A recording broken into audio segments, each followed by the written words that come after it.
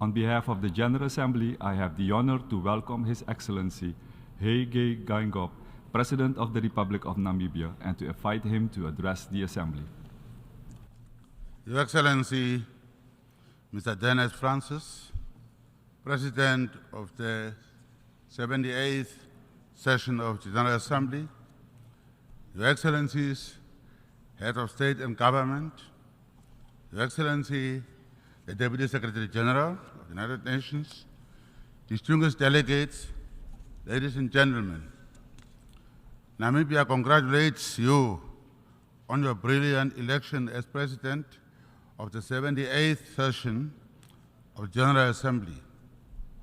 Allow me to use this opportunity to pledge to you the commitment of Namibia to support the priorities you have set out, namely peace, prosperity, progress, and sustainability. Namibia would like to thank your predecessor, His Excellency Shapa Korosi, for steering with diligence the work of the 77th Session of General Assembly. Let me state that Namibia agrees with Secretary General Antonio Guterres, who a few months ago said, quote unquote, "Unless we act now, the 2030 agenda will become an epitaph for a world that might have been." Therefore, the theme of this session, quote, "Rebuilding Trust and Reigniting Global Solidarity, Accelerating Action on the 2030 Agenda and its Sustainable Development Goals towards peace, progress, and sustainability for all," is fitting. With the onset of COVID-19, the number of people living in extreme poverty rose for the first time in a generation. It demonstrates that the fact at midpoint to the global goals, we face the stark reality that we will miss our goals and targets. This 78th session serves as a clarion call to reset and to work in the true spirit of partnership for better results on the ground. Indeed, the world is in a state of flux and progress is uneven. Taking cognizance of the interconnectivity between all the goals and targets, we should accelerate investments in healthcare, renewable energy, education, clean water, and sanitation. The terrifying gap between wealthy and the marginalized is not just a moral concern, but also a threat to political stability and harmony. We are therefore duty-bound to create an environment where prosperity is shared and is inclusive. In our collective pursuit of the 2030 Agenda, Namibia looks forward with hope and optimism to the Summit of the Future next year as an opportunity to prioritize meaningful reforms that can reinvigorate the global goals to give impetus to the broader system-wide UN reform agenda. Namibia also welcomes UN 2.0 and a quantum of change, aiming to provide the United Nations family with the cutting-edge capabilities in data, digital innovation, and expertise in order to deliver better and effective member state support to accelerate development. Mr. President, the health of a nation is a bedrock for all developmental activities. This morning, the General Assembly will adopt a political declaration on pandemic prevention, preparedness, and response. Pandemics have long been formidable adversaries that disproportionately wreak havoc in the socio-economic fabric of developing countries. These crises go beyond their immediate health implications, unraveling years of development progress, straining healthcare systems, and exacerbating existing socio-economic disparities. We need to change the status quo. To do so, we must end vaccine apartheid. We need to ensure equitable access to health products. We need stronger commitments from healthy countries on technology transfer and on the removal of intellectual property barriers, and on investments in manufacturing to enable vaccine production in the global south. Mr. President, I always say that inclusivity spells harmony and exclusivity spells conflict. The continued advocacy for gender equality is a core in our collective journey towards a just and inclusive world. Therefore, advocating for gender equality is not only a matter of fairness, it is an essential step towards unlocking innovation, diversity, and social cohesion.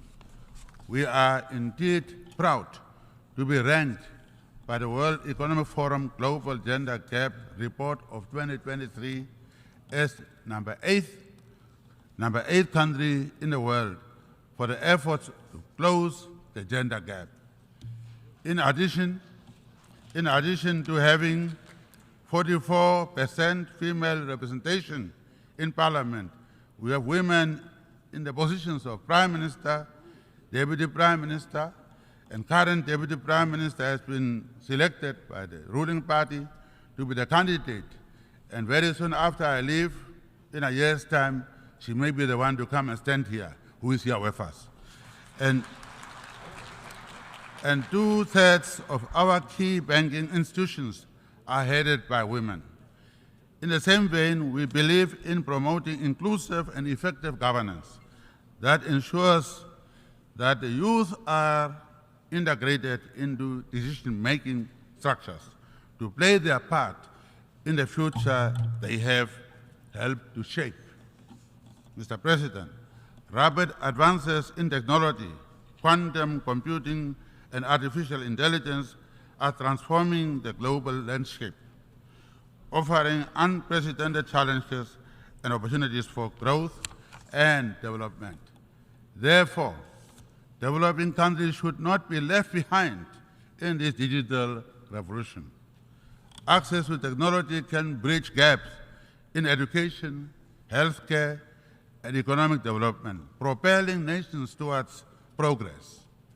We must navigate technological challenges and harness opportunities by fostering an environment that is conducive to technology transfer, technology adoption, skills development, and collaboration. As we march towards COP28 for the final global stocktake, we are acutely aware that the energy transition is not only a necessity for the combating climate change, but also an opportunity for economic development.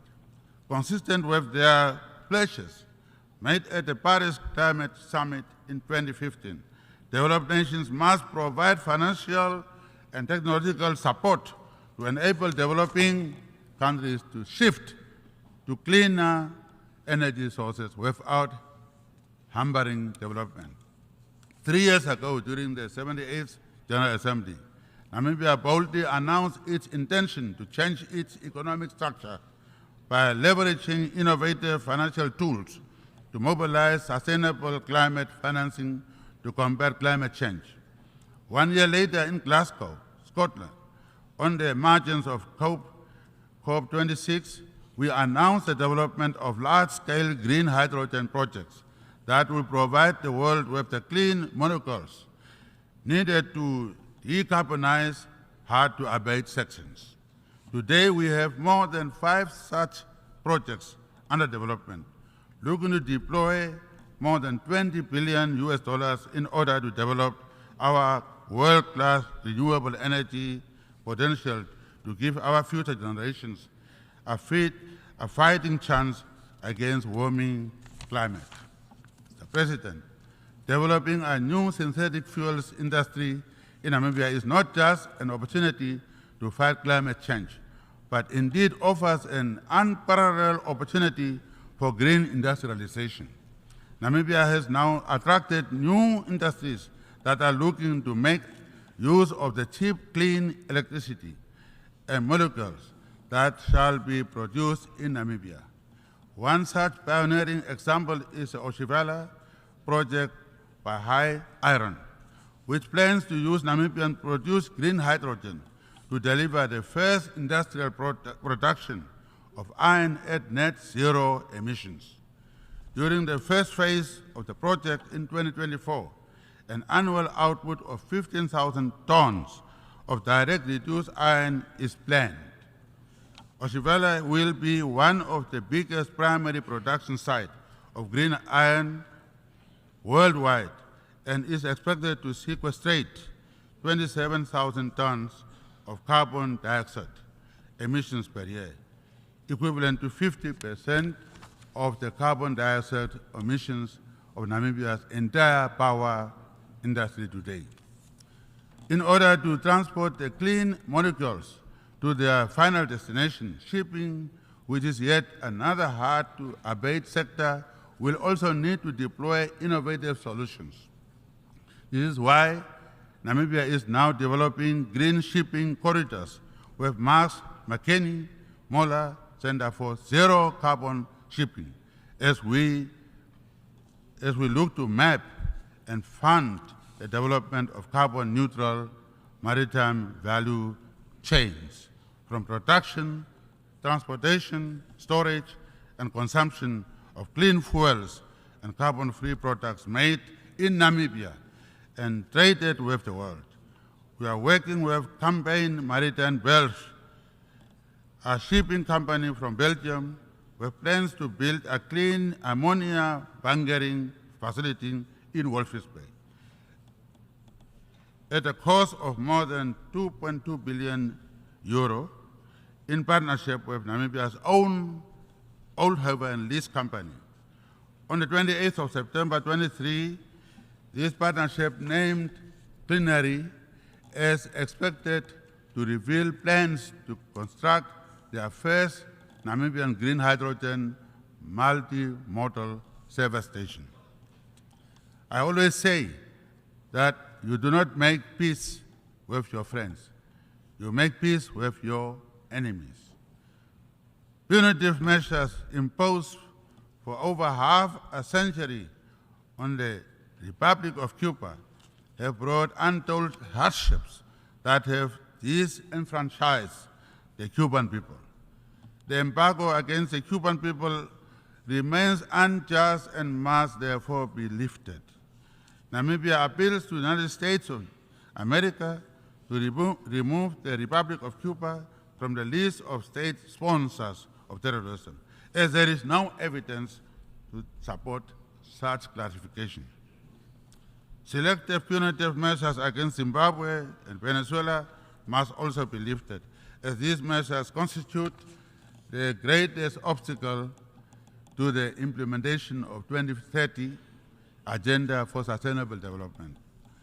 The United Nations Charter remains an important source of inspiration, reflecting the commonality, agreed upon values of diplomacy and peaceful coexistence. We regard the Charter enshrined rights to self-determination for all peoples as essential. This rings true for the people of Western Sahara. While our right to self-determination has been upheld, the people of Western Sahara continue to remain under occupation. We recall how Morocco supported our right to self-determination, and now we call on them to do the same for the people of Western Sahara. Similarly, the people of Palestine yearn to transition from the inhuman conditions of oppressive rule. Namibia is therefore pleased with the decision of the General Assembly to submit to the International Court of Justice a request for an advisory opinion on legal consequences arising from the ongoing violation by Israel of the right of the Palestinian people to self-determination. Mr. President, the challenges we face today are not insurmountable. By holding hands and by renewing our commitment to multilateralism, we can reverse the worst effects of the unprecedented global challenges of global warming, global inequality,